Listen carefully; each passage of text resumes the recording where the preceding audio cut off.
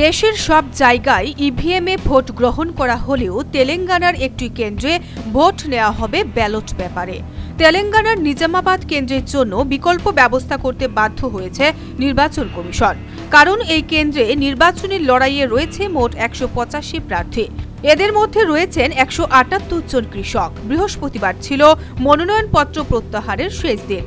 তেলেঙ্গানা নির্বাচন কমিশনের মুখপাত্র রজত কুমার জানিয়েছেন, নিজামাবাদ কেন্দ্রে নির্বাচনী লড়াইয়ে রয়েছেন ১৮৫ প্রার্থী। নিজামাবাদ কেন্দ্র থেকে লড়াইয়ে নেমেছেন মুখ্যমন্ত্রী কে চন্দ্রশেখর রাওয়ের মেয়ে কবিতা। তার বিরুদ্ধে লড়ছেন কংগ্রেসের মধু গৌড়। কৃষি সমস্যা নিয়ে বহুদিন ধরেই সরব ছিলেন রাজ্যের কৃষকরা।